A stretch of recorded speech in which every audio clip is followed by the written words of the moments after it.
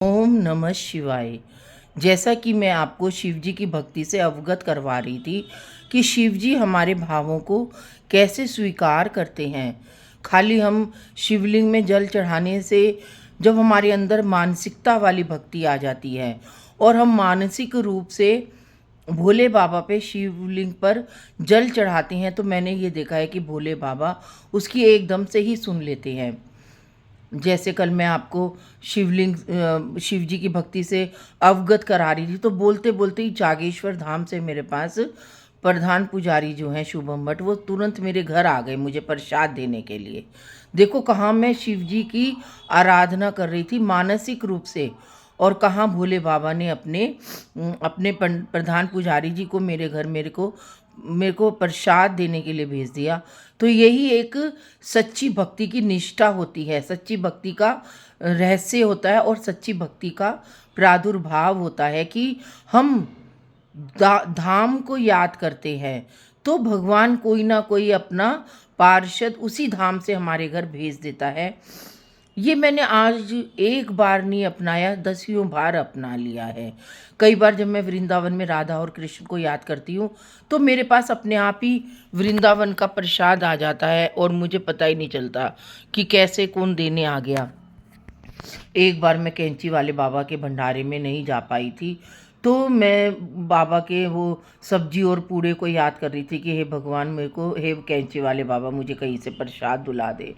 तो बाबा ने मेरे को मेरे घर बैठे ही मुझे प्रसाद दुलाया।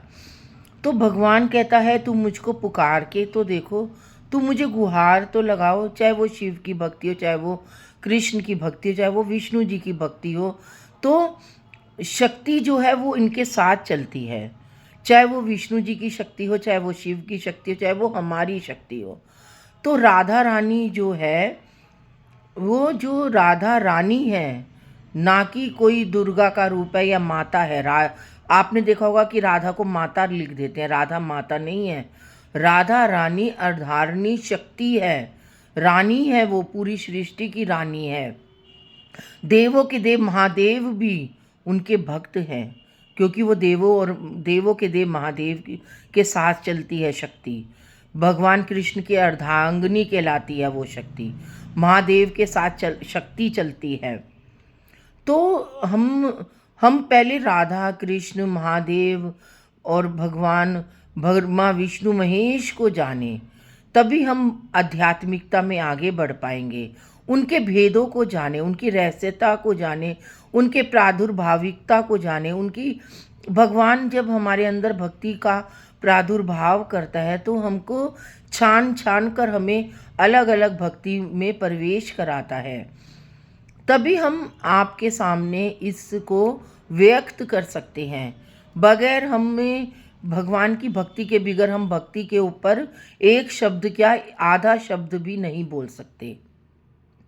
जब हमारे अंदर भक्ति का प्रादुर्भाव होगा, जब हम उस भक्ति को महसूस करेंगे, उसको अनुभूत करेंगे, उसको स्पर्श करेंगे, उसका संप्रेक्षा लेखन करेंगे, तभी तो हमें हर भक्ति की महत्व को पता चलेगा। क्योंकि भक्ति का एक रूप नहीं है, भक्ति का अनेकों अनेक रूप है। भक्ति इतने रूपों में है कि उसका बखान अगर हम करें तो वो कभी विश्राम ही नहीं कर पाएगा। वो कभी, हमारा जो रोज का जीवन है वो भक्ति पर ही है। आज हम जो जीवन जीते हैं, साधारण सा जीवन, चाहे वो गृहस्थ जीवन हो, चाहे वो वानप्रस्थ जीवन हो, चाहे वो संन्यास आश्रम हो, चाहे वो कोई भी आश्रम हो, क्योंकि हम जो जीव हैं, सब जीव माँ के गर्भ से आए हैं इस पृथ्वी पर, और इसको चलाने वाला एक है परमात्मा, और परमात्मा को शक्ति देने वाली एक है अर्धांगिनी शक्ति, जो सभी देवी देवताओं के साथ चलती है, उनको शक्ति प्रदान करती है। तभी तो कहते हैं शिव के साथ शक्ति है, भगवान कृष्ण के साथ शक्ति है, राम के साथ शक्ति है। तो कोई भी शक्ति, कोई भी देवी देवता बिगर शक्ति के नहीं है, क्योंकि वही उनको संचारित करती है, वही उन्हें आगे बढ़ाने की प्रेरणा देती है, वही उनके अंदर भाव डालती है। चाहे कोई भी देवी देवता की हम पूजा कर लें, लेकिन जब तक हम शक्ति की पूजा नहीं करते हैं तो वो हमको पता ही नहीं चलता है कि शक्ति कौन है और परमात्मा कौन है। ये सब हमें मिलता है भागवत ग्रंथ के अध्ययन से और दुर्गा सप्तशती का पाठ करने से, जब तक हम और रुद्राभिषेक करने से। तो हम इन सब चीज़ें करने से हम अलग अलग देवताओं की स्तुति करते हैं। तो अलग अलग देवताओं की स्तुति करने से हमें उनकी महत्व का पता चलता है। जैसे अब श्रीमद् भागवत महापुराण है और श्रीमद् भगवत गीता है, उसमें कृष्ण जी का वर्णन है। उसमें श्रीमद् भागवत महापुराण में भक्तों का चरित्र है कि भक्तों को कैसे कैसे भगवान ने भक्तियाँ प्रदान करी थी और आत्मा कैसे परमात्मा में विलीन हुई थी, कैसे आत्मा और परमात्मा का मिलन हुआ था, कैसे उनका संबंध हुआ था और कैसे आत्मा परमात्मा में समा गई थी और परमात्मा आत्मा में कैसे समा गया था। और हमें हमारे जीवन का लक्ष्य प्राप्त होता है, हमारे जीवन को का मोक्ष प्राप्त होता है। हमें अपने जीवन को कैसे, और गीता में श्रीमद् भगवत गीता भी अकेले नहीं कहनी चाहिए, श्रीमद् भगवत गीता कहना चाहिए, क्योंकि वो साक्षात भगवान के मुख से निकली हुई है। भगवान ने अपने मुख से अर्जुन को महाभारत के युद्ध में उपदेश दिया था, गीता का ज्ञान दिया था, और जितने भी श्लोक हैं वो भगवान के मुख से निकले हुए हैं। और जब हम श्रीमद् भगवत गीता का अध्ययन करते हैं तो हमें ऐसा लगता है कि हमारे जीवन में जो कठिन परिस्थितियाँ चल रही हैं और हम कोई भी अध्याय निकाल के देखें तो हमें उसका समाधान मिल जाता है श्रीमद् भगवत गीता को पढ़कर। और श्रीमद् भागवत महापुराण को पढ़कर भी हमें बहुत कुछ मिलता है। जब हमारे जीवन में कोई भी संघर्ष चलता है, कोई भी कठिनाइयाँ चलती हैं, अगर हम इन सब चीज़ का अध्ययन करें तो हमें कहीं और जाने की ज़रूरत ही नहीं है। हम इनके सारे ही अपनी पूरी ज़िंदगी की आध्यात्मिकता है, पूरी ज़िंदगी का यही हमारे गुरु हैं। अगर आज इस कलयुग में हर कोई जीव श्रीमद् भगवत गीता, श्रीमद् भागवत महापुराण को अपना गुरु बनाएंगे, उनके सहारे हम अपना जीवन को यापन करेंगे, तो हमें इधर उधर भटकने की ज़रूरत ही नहीं है। हम भगवान कृष्ण के बताए हुए रास्ते पे चलना है। भगवान कृष्ण आए क्यों थे इस पृथ्वी पर? भगवान कृष्ण कलयुगी जीव के लिए आए थे। देखो, सबसे पहले आया सतयुग। सतयुग में सब समान थे, देवताएं थे, सबके सबका हृदय। फिर आया त्रेता युग। त्रेता युग में भगवान भी बने और राक्षस भी बने, राम भी बने, रावण भी बने।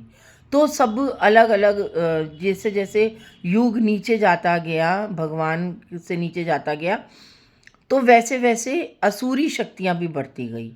सतयुग में सतयुग था, इसलिए उसका नाम सत्य था। वहाँ पर सत्य की जीत थी, धर्म की जीत थी, अधर्म नहीं था। फिर उसके नीचे आया त्रेता युग। त्रेता में थोड़ा सा अधर्म बना रावण के रूप में। अगर माता सीता का रावण हरण नहीं करता, धोबी भगवान राम के ऊपर कटाक्ष नहीं करता, तो माता सीता कैसे वन में रहती। और केकई के अंदर असुरी शक्ति आकर बैठ गई थी। तभी उसने राजा दशरथ को कहा कि मेरा बेटा बैठेगा और राम जी नहीं बैठेंगे। तो राम जी भगवान होते हुए, भगवान 16 रूपी कलाएं होते हुए भी उन्हें वन देखना पड़ा, उन्हें वानप्रस्थ जीवन जीना पड़ा। तो सोचो, जब असुरी शक्ति भगवान राम को अपने पिता से अलग कर देती है, अपनी माता से अलग कर सकती है, तो हम जीव क्या है? हम जीव तो कुछ भी नहीं है। और माता सीता तो एक साक्षात शक्ति का रूप थी, पृथ्वी से पैदा हुई थी और पृथ्वी में ही समा गई थी। और उसको हरण रावण ने किस लिए किया? रावण ने कभी भी माता सीता को हाथ नहीं लगाया और ना ही कभी कुदृष्टि से देखा। उसने माता सीता को ले तो गया था वो लंका में, लेकिन माता सीता को उसने लंका से बाहर अशोक वाटिका में रखा, एक ऐसी वाटिका में जहाँ पर कंदमूल थे, जहाँ पे फलों की बहुत बड़ी वाटिका थी। और कोई भी अपना जो भी सैनिक था वो कोई पुरुष नहीं रखा, सिर्फ वहाँ पे हनुमान जी ही गए हैं अशोक वाटिका में, वो भी राम जी के कहने से, भगवान राम के कहने से, भगवान राम की आज्ञा लेकर, ताकि माता सीता को ये ना लगे कि मैं अकेली हूँ और मुझे कोई याद नहीं कर रहा है। क्योंकि भगवान राम अपना वैवाहिक जीवन का जो एक नियम होता है वो निभा रहे थे, पति का नियम निभा रहे थे।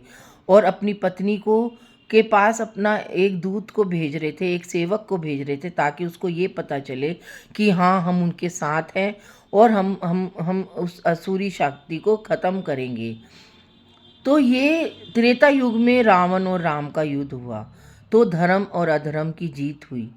धर्म अधर्म पर हावी हुआ और भगवान राम ने मेघनाथ, कुंभकर्ण, रावण और जितने भी असुरी शक्तियाँ थी सबका वध किया।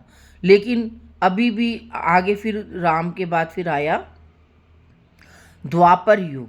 द्वापर युग में और भी ज़्यादा असुरी शक्तियाँ हो गई। और भगवान कृष्ण कितने छोटे से थे, 5-6 महीने के थे जब पूतना उनका वध करने आई, और उन्होंने 5-6 महीने के बच्चे ने उनका पूतना का वध कर दिया। इतनी विशालकाय पूतना थी कि पूतना इतनी विशालकाय थी, इतनी डरावनी था उसकी शक्ल। लेकिन भगवान ने जैसे उसके स्तन का दूध पिया, वैसे ही वो इतनी सुंदर स्त्री बन गई, इतनी सुंदर स्त्री बन गई कि भगवान ने, वो जहर लेकर आई थी तब भी भगवान ने उसका दूध पिया और उसको वरदान दिया। क्योंकि भगवान हमारे पिता हैं। आज अगर हम कोई भी गलती करते हैं तो भगवान हमें माफ़ करता है। हम कोई भी अगर हमसे अधर्म होता है या हम बुराई का साथ देते हैं तब भी भगवान हमारा साथ देता है, क्योंकि हम उसी की संतान हैं और परमात्मा ही हमारा पिता है, परमात्मा ही हमारा बंधु सखा है, परमात्मा ही हमारा सब कुछ है, तो वो हमें माफ़ कर देता है। इसलिए कलयुग के हर जीव को रखकर भगवान ने श्रीमद् भगवत गीता का प्रादुर्भाव किया, श्रीमद् भागवत महापुराण का प्रादुर्भाव किया। और दुर्गा सप्तशती में साक्षात शक्ति समाई हुई है, और रुद्राभिषेक में, लिंग पुराण में, शिव पुराण में साक्षात भोले बाबा की भक्ति समाई हुई है। तो हम सब इन इन ग्रंथों का अध्ययन करें। आज अगर हम इन ग्रंथों का अध्ययन करेंगे तो हम अपने धर्म को आगे बढ़ा पाएंगे और अधर्म को पीछे छोड़ देंगे। हर जीव, परमात्मा यही चाहता है कि हर जीव आडंबरों में मत फंसे, भागवत ग्रंथों का सहारा ले। क्योंकि अब इतना व्यभिचार बढ़ गया, इतनी व्यापार बढ़ गया कि लोग अपने व्यापार के लिए लोगों को भ्रमित कर रहे हैं। लोग अब सही दशा में भक्ति तो कर रहे हैं, धर्म में भी जा रहे हैं, लेकिन उन्हें सिर्फ आडंबर देख रहे हैं, सिर्फ वैभव देख रहे हैं, बड़ा बड़ा टेंट देख रहे हैं, उसकी भव्यता देख रहे हैं, उसकी वैभवता देख रहे हैं, ज्ञान और भक्ति को नहीं देख रहे हैं। सच्चा क्या है, गलत क्या है, ज्ञान क्या है, अज्ञान क्या है, धर्म क्या है, अधर्म क्या है, उसकी राह पर नहीं चल पा रहे हैं। तो हमें अब भगवान ने हमें क्यों प्रेरणा दे रहा है ये सब बातें कहने की? क्योंकि भगवान स्वयं उन्हीं लोगों को चुनता है जिसको वो उसका पात्र समझता है। हम क्यों नहीं समाज के बीच में रह पाते हैं? क्यों हम गलत विचारों के बीच में, हम इसलिए नहीं रह पाते क्योंकि वो जो विचार होते हैं, जो भी कलयुग रूपी वो होता है, तो हम अपने आप को फंसाना ही नहीं चाहते उसके बीच में। क्योंकि हमारा जो डायरेक्ट कनेक्शन होता है वो परमात्मा से होता है। हमें पता होता है कि हमारी जो वाइब्रेशन है सीधा हमारी परमात्मा से जुड़ी हुई है, और ये हर कोई जीव कर सकता है। ये खाली मैं या बड़े बड़े संत या बड़े बड़े जो एक प्योरिटी वाले हैं वो कर सकते हैं, वो हर कोई जीव कर सकता है। क्योंकि हर जीव परमात्मा की ही संतान है, परमात्मा से ही आई हुई है और परमात्मा ही उसके पिता है। तो आओ सब लोग मिलकर ग्रंथों का अध्ययन करें और अपने आप को धर्म की राह पर चलाएं, परमात्मा के पीछे पीछे चले, आगे आगे शक्ति, फिर उसके ऊपर परमात्मा, फिर हम जीव। तो देखो हमारा जीवन कितना सुगम होगा, कितना सरल होगा, कितना व्यापकता भरा होगा, कितना शालीनता भरा होगा, कितनी सौंदर्यता, कितनी सुंदरता होगी हमारे जीवन में। आज के लिए राधे राधे।